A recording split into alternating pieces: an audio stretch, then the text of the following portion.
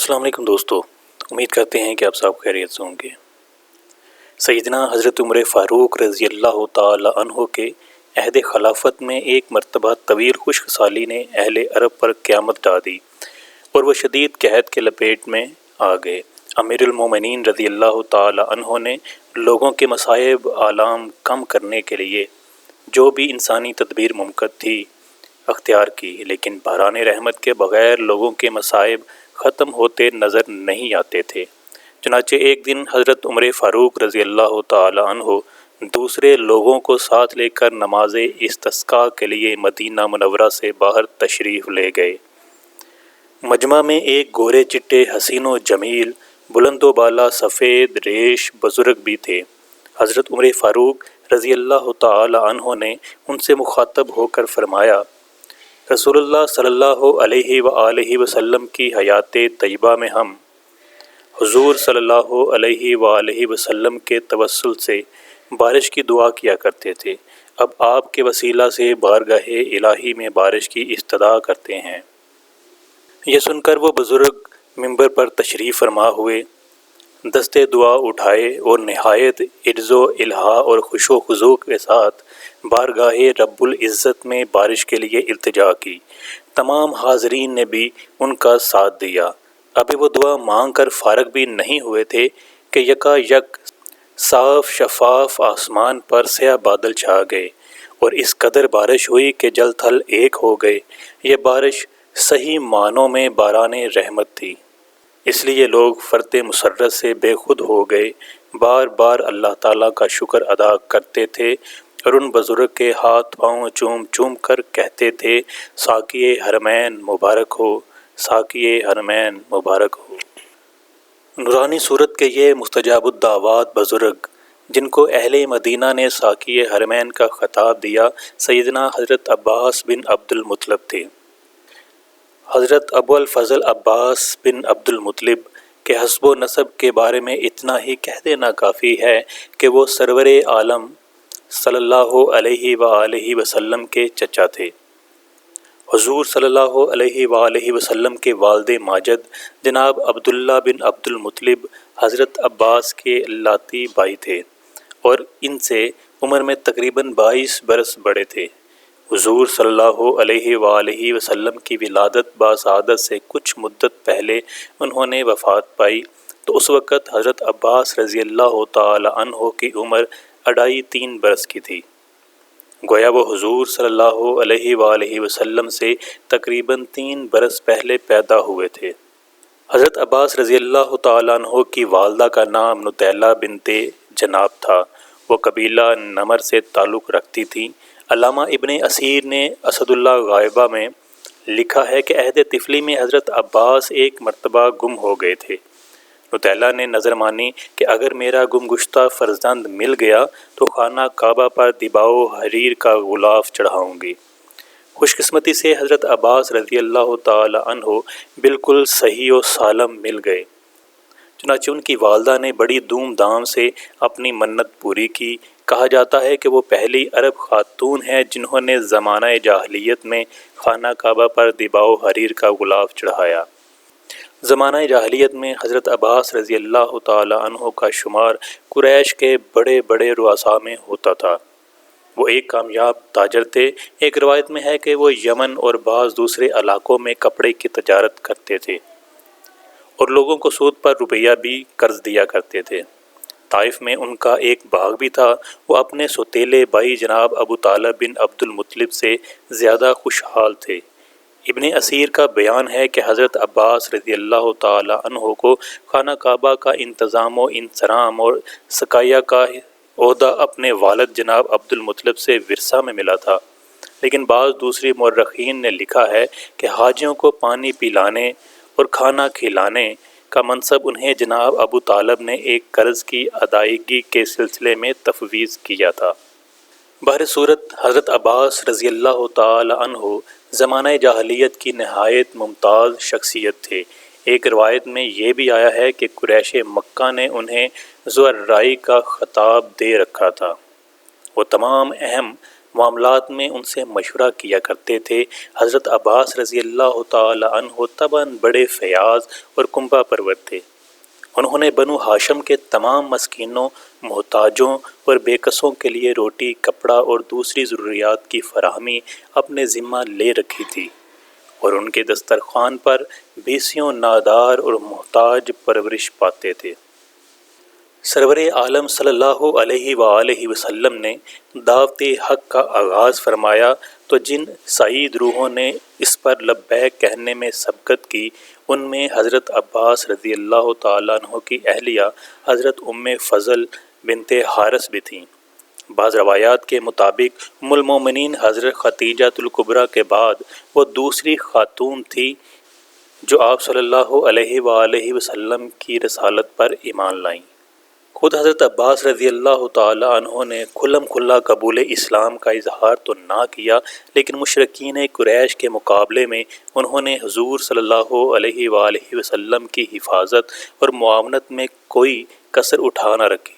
معتبر روایات کی روح سے حضرت عباس رضی اللہ تعالی عنہ نے فتح مکہ سے کچھ عرصہ پہلے اپنے اسلام کا اعلان کیا اور اسی موقع پر ہجرت المدینہ کا شرف بھی حاصل کیا، لیکن بعض ارباب سیر نے یہ خیال ظاہر کیا ہے کہ حضرت عباس رضی اللہ تعالی عنہ بعثت نبوی کے اوائل ہی میں ایمان لا چکے تھے، لیکن کچھ مصلحتوں کے پیش نظر انہوں نے اپنے اسلام کو مخفی رکھا اور ظاہری طور پر مشرکین سے ہمیشہ کے معمول کے مطابق ملتے جلتے رہے۔ مدارج النبوہ میں ہے کہ حضور صلی اللہ علیہ وآلہ وسلم کی ہجرت کے بعد وہ مشرکوں کی خبریں آپ صلی اللہ علیہ وآلہ وسلم کو لکھ کر بھیجا کرتے تھے۔ ان کی دلی خواہش تھی کہ ہجرت کر کے مدینہ چلے جائیں، لیکن حضور صلی اللہ علیہ وآلہ وسلم نے ان کو پیغام بھیجا کہ آپ کا مکہ ہی میں اقامت گزین رہنا زیادہ منفعت بخش ہے۔ دعوت توحید کے آغاز کے بعد مشرکین مکہ نے حق کے داعی اعظم صلی اللہ علیہ وآلہ وسلم اور آپ صلی اللہ علیہ وآلہ وسلم کے نام لیواؤں کو جس طرح ستایا اور حق کے راستے میں جس طرح روڑے اٹکائے، وہ تاریخ کا ایک المناک باب ہے۔ اس پرآشوب دور میں حضرت عباس رضی اللہ تعالی عنہ نے ہمیشہ صلی اللہ علیہ وآلہ وسلم کا ساتھ دیا اور آپ کو کفار کے دست ظلم سے محفوظ رکھنے کے لیے کوئی کسر اٹھا نہ رکھی۔ بعض روایتوں سے معلوم ہوتا ہے کہ حضور ایام حج میں یا دوسرے موقعوں پر قبائل عرب کو دعوت توحید دینے تشریف لے جاتے تو کبھی کبھی حضرت عباس کو بھی اپنے ساتھ لے جاتے۔ حافظ ابو نعیم نے حضرت عبداللہ بن عباس رضی اللہ تعالیٰ عنہ کے حوالے سے بیان کیا ہے کہ ایک مرتبہ رسول اکرم صلی اللہ علیہ وآلہ وسلم حضرت عباس کے ساتھ بنی کندہ، بنی بکر بن وائل اور بنی عامر بن صعصع کے پاس تشریف لے گئے اور ان کو حق کی طرف بلایا۔ ایک اور موقع پر آپ صلی اللہ علیہ وآلہ وسلم حضرت عباس کے ساتھ بنو ثقیف اور دوسرے قبائل کے پاس بھی تشریف لے گئے۔ ابن سعد کا بیان ہے کہ 13 بعد بعثت میں مدینہ سے حاجیوں کے قافلے میں 75 اہل ایمان بھی حضور صلی اللہ علیہ وآلہ وسلم کی زیارت اور بیعت سے مشرف ہونے کے لیے مکہ آئے۔ ان میں سے حضرت عبداللہ بن جبیر، معن بن عدی اور سعد بن خثیمہ سب سے پہلے حضور صلی اللہ علیہ وآلہ وسلم کی خدمت میں حاضر ہوئے۔ اس وقت آپ صلی اللہ علیہ وآلہ وسلم حضرت عباس کے مکان پر تشریف رکھتے تھے۔ دوران گفتگو میں حضرت عباس رضی اللہ تعالیٰ عنہ نے ان سے کہا کہ تمہارے ساتھ تمہاری قوم کے وہ لوگ بھی ہیں جو تمہارے مخالف ہیں، اس لیے اپنا معاملہ مخفی رکھو یہاں تک کہ حاجی منتشر ہو جائیں۔ پھر حضور صلی اللہ علیہ وآلہ وسلم نے مدینہ کے اہل ایمان سے ملاقات کے لیے وہ رات تجویز فرمائی جس کی صبح کو یوم النفر الآخر کہا جاتا ہے، یعنی وہ آخری دن جب حاجی منا سے روانہ ہو جاتے ہیں، اور مقام ملاقات آپ صلی اللہ علیہ وآلہ وسلم نے عقبہ کی گھاٹی کا نشیبی حصہ مقرر فرمایا۔ مقررہ تاریخ اور وقت پر اوس و خزرج کے اہل ایمان عقبہ کی گھاٹی میں جمع ہوئے تو حضور صلی اللہ علیہ وآلہ وسلم حضرت عباس کے ساتھ ان کی ملاقات کے لیے تشریف لے گئے۔ اہل مدینہ نے حضور صلی اللہ علیہ وسلم کو اپنے ہاں تشریف لانے کی دعوت دی تو حضرت عباس نے ان سے مخاطب ہو کر کہا، اے گروہ خزرج، اس زمانہ میں اوس اور خزرج کے مجموعے کو خزرج کہا جاتا تھا، تم نے محمد صلی اللہ علیہ وآلہ وسلم کو اپنے ہاں آنے کی دعوت دی ہے، اور حال یہ ہے کہ محمد صلی اللہ علیہ وآلہ وسلم اپنے خاندان اور رشتہ داروں میں بے حد قدر و منزلت رکھتے ہیں۔ ہم میں سے جنہوں نے ان کا دین قبول کر لیا ہے اور جنہوں نے نہیں کیا، سب حسب اور شرف کی بنا پر ان کی حفاظت کر رہے ہیں، مگر محمد صلی اللہ علیہ وآلہ وسلم سب کو چھوڑ کر تمہارے پاس ہی جانا چاہتے ہیں۔ اب تم دیکھ لو کہ تم اتنی طاقت، ہمت اور جنگی بصیرت رکھتے ہو یا نہیں کہ تمام عرب کی عداوت کے مقابلے میں استقامت دکھا سکو، کیونکہ عرب متحد ہو کر تم پر یلغار کر دیں گے، لہٰذا باہمی مشورہ سے خوب سوچ سمجھ کر کوئی ایسا فیصلہ کرو جس پر سب کا اتفاق ہو، کیونکہ سب سے اچھی سچی بات یہی ہے۔ پھر انہوں نے پوچھا، ذرا مجھے یہ تو بتاؤ کہ تم اپنے دشمن سے کس طرح نبرد آزما ہوتے ہو؟ حضرت عبداللہ بن عمرو بن حرام نے اٹھ کر کہا، اے عباس رضی اللہ تعالی عنہ، خدا کی قسم ہم جنگ آزما لوگ ہیں۔ رزم آرائی ہم نے باپ دادا سے ورثے میں پائی ہے۔ پہلے ہم دشمن پر تیر برساتے ہیں، جب تیر ختم ہو جائیں تو نیزوں سے دشمن پر ٹوٹ پڑتے ہیں، یہاں تک کہ نیزے بھی بیکار ہو جائیں، پھر ہم تلواریں سونت کر دشمن پر حملہ آور ہوتے ہیں، یہاں تک کہ ہم مر جاتے ہیں یا دشمن فنا کے گھاٹ اتر جاتا ہے۔ حضرت عباس رضی اللہ تعالیٰ عنہ نے کہا، بے شک تم جنگ آزما لوگ ہو۔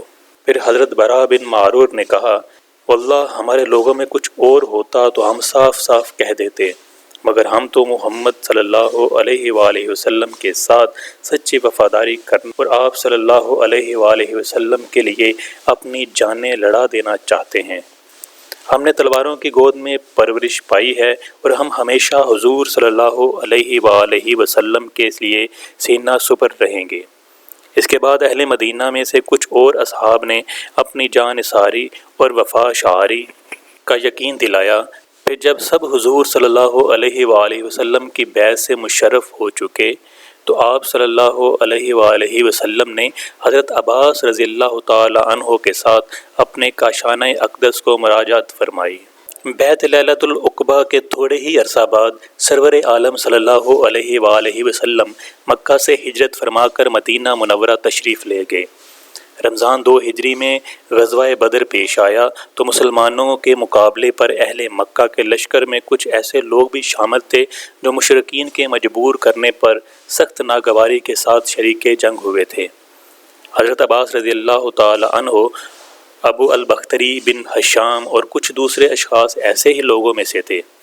حضور صلی اللہ علیہ وآلہ وسلم کو حقیقت حال کا علم تھا، اس لیے لڑائی سے پہلے آپ نے صحابہ سے فرمایا کہ بعض لوگ زبردستی ہمارے مقابلہ پر کھینچ لائے گئے ہیں، وہ ہم سے قطعاً لڑنا نہیں چاہتے، لہٰذا اثناء جنگ میں میرے چچا عباس بن عبد المطلب یا بنو ہاشم کا کوئی دوسرا آدمی اور ابو البختری بن حشام تمہارے سامنے آ جائیں تو ان کو قتل نہ کرنا۔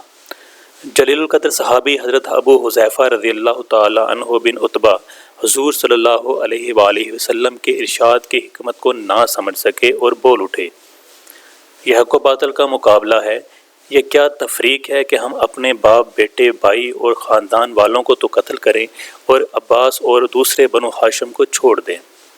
واللہ اگر میں نے عباس کو پا لیا تو انہیں اپنے تلوار کی لگام دوں گا۔ حضور صلی اللہ علیہ وآلہ وسلم کو حضرت ابو حذیفہ رضی اللہ تعالی عنہ کی بات ناگوار گزری۔ آپ صلی اللہ علیہ وآلہ وسلم نے حضرت عمر سے مخاطب ہو کر فرمایا، ابو حفص، تم نے سنا کیا ام رسول صلی اللہ علیہ وآلہ وسلم کا چہرہ تلوار کے قابل ہے؟ حضرت عمر رضی اللہ تعالی عنہ فرط غضب سے بے تاب ہو گئے اور عرض کی، یا رسول اللہ، اگر اجازت ہو تو میں حذیفہ کا سر قلم کر دوں۔ حضرت ابو حذیفہ رضی اللہ تعالی عنہ نہایت مخلص اور جان نثار صحابی تھے، اور یہ جذباتی بات ان کے منہ سے اتفاقیہ نکل گئی تھی، اس لیے رحمت عالم صلی اللہ علیہ وآلہ وسلم نے درگزر سے کام لیا۔ غزوہ بدر میں مشرکین کو عبرتناک شکست ہوئی، ان کے تقریباً 70 آدمی میدان جنگ میں کام آئے اور اسی قدر مسلمانوں کے ہاتھ اسیر ہو گئے۔ قیدیوں میں حضرت عباس رضی اللہ تعالی عنہ بھی شامل تھے۔ اتفاق سے ان کی مشقیں اس قدر کس کر بندھی گئیں کہ وہ رات کو تکلیف سے بار بار کراہتے تھے۔ سرور عالم صلی اللہ علیہ وآلہ وسلم ان کی کراہیں سن کر بے تاب اور مضطرب ہو گئے۔ ایک روایت میں ہے کہ آپ صلی اللہ علیہ وآلہ وسلم آرام نہ فرما سکے اور حالت بے خوابی میں کروٹیں بدلنے لگے۔ آخر صحابہ رضی اللہ تعالی عنہ نے دریافت کیا، یا رسول اللہ صلی اللہ علیہ وآلہ وسلم، آپ مضطرب اور بے چین کیوں ہیں؟ فرمایا، میرے چچا عباس کی کراہوں نے مجھے بے چین کر رکھا ہے۔ صحابہ نے حضرت عباس رضی اللہ تعالیٰ عنہ کے پاس جا کر کراہنے کی وجہ دریافت کی تو معلوم ہوا کہ ان کا بند بہت سخت ہے۔ انہوں نے بند ڈھیلا کر دیا اور وہ سو گئے۔ تھوڑی دیر کے بعد حضور صلی اللہ علیہ وآلہ وسلم نے صحابہ کو پھر بلایا اور پوچھا کہ کیا وجہ ہے کہ اب عباس خاموش ہیں؟ صحابہ نے عرض کیا، یا رسول اللہ، ان کا بند بہت سخت تھا، انہیں اسی کی تکلیف تھی، ہم نے اس کو ڈھیلا کر دیا ہے اور وہ سو گئے ہیں۔ فرمایا، تو دوسرے قیدیوں کے بند بھی ڈھیلے کر دو۔ صحیح بخاری میں ہے کہ بدر کے قیدیوں کے کپڑے لڑائی میں پھٹ گئے تھے۔ حضور صلی اللہ علیہ وآلہ وسلم نے حکم دیا کہ سب کے لیے کپڑے مہیا کیے جائیں۔ چنانچہ آپ صلی اللہ علیہ وآلہ وسلم نے فردن سب کو کپڑے دلوائے۔ ابن سعد کا بیان ہے کہ حضرت عباس کا قد اتنا بلند و بالا تھا کہ ان کے بدن پر کسی کا پیرہن ٹھیک نہیں اترتا تھا۔ اس موقع پر رئیس المنافقین عبداللہ بن ابی نے، جو حضرت عباس کی طرح بلند قامت تھا، گھر سے اپنا کرتا منگوا کر انہیں پہنایا۔ چند سال بعد حضور صلی اللہ علیہ وآلہ وسلم نے ابن ابی کے مرنے پر اپنا پیرہن مبارک اس کی لاش کو پہنانے کے لیے دیا۔ وہ در حقیقت اس کے اسی احسان کا معاوضہ تھا۔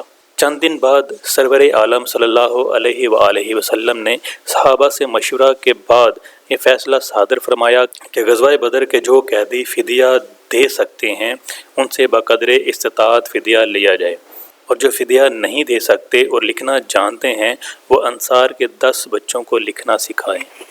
جب وہ اچھی طرح لکھنا سیکھ جائیں تو قیدیوں کو رہا کر دیا جائے، اور جو نہ فدیہ دے سکتے ہیں اور نہ کتابت جانتے ہیں ان کو بطور احسان چھوڑ دیا جائے۔ صحیح بخاری میں ہے کہ حضرت عباس کی والدہ کا تعلق انصار کے قبیلہ خزرج سے تھا، اس لیے انصار نے حضور صلی اللہ علیہ وآلہ وسلم کی خدمت اقدس میں حاضر ہو کر عرض کی، عباس ہمارے بانجے ہیں، ہم ان کا فدیہ چھوڑتے ہیں، لیکن حضور صلی اللہ علیہ وآلہ وسلم نے اصول مساوات کے پیش نظر حضرت عباس کے صاحب حیثیت ہونے کی بنا پر انصار کی درخواست کو قبول نہ فرمایا اور حضرت عباس سے ایک بڑی رقم بطور فدیہ طلب فرمائی۔ شیخ عبدالحق محدث دہلوی نے مدارج النبوہ میں یہ روایت درج کی ہے کہ حضرت عباس مکہ سے اپنے ساتھ 20 اوقیہ سونا اس غرض سے لائے تھے کہ واپسی کے وقت قریش کے لشکر کو کھانا کھلائیں گے، لیکن جب وہ گرفتار ہو گئے تو ان سے وہ سونا لے کر مال غنیمت میں داخل کر دیا گیا۔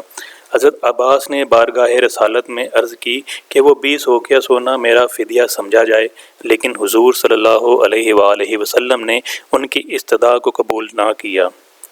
امام احمد بن حنبل اور ابن جریر طبری نے بیان کیا ہے کہ حضرت عباس رضی اللہ تعالی عنہ نے زر فدیہ کے مطالبہ کے جواب میں عرض کیا کہ میں تو در پردہ مسلمان تھا، قریش نے مجھ کو زبردستی اس لڑائی میں شریک کیا۔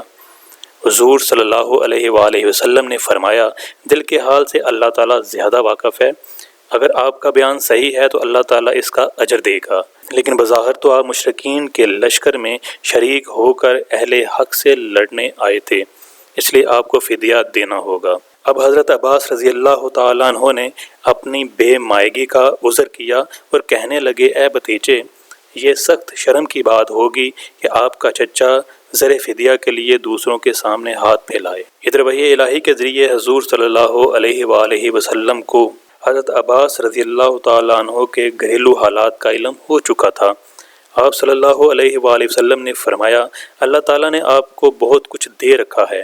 مکہ سے چلتے وقت آپ سونے کی ایک بڑی مقدار ام الفضل کے پاس رکھ آئے تھے اور ان سے کہا تھا کہ معلوم نہیں لڑائی کا کیا انجام ہو، اگر میں باخیریت واپس آ گیا تو بہتر، ورنہ چاروں بیٹوں میں فضل کو اس قدر عبداللہ کو اس قدر، قسم کو اس قدر اور عبید اللہ کو اس قدر دینا۔ حضرت عباس رضی اللہ تعالیٰ عنہ نے حیرت زدہ ہو کر پوچھا، آپ کو کیسے علم ہوا؟ ارشاد ہوا، مجھے وحی الہی کے ذریعے سے معلوم ہوا۔ حضرت عباس نے بے ساختہ کہا، خدا کی قسم اس رقم کا حال میرے اور ام فضل کے سوا کوئی نہ جانتا تھا، بلا شبہ آپ اللہ کے رسول ہیں۔ اس کے بعد حضرت عباس رضی اللہ تعالی عنہ نے اپنا اور اپنے بھتیجوں عقیل بن ابی طالب اور نوفل بن حارث کا فدیہ ادا کر کے آزادی حاصل کی۔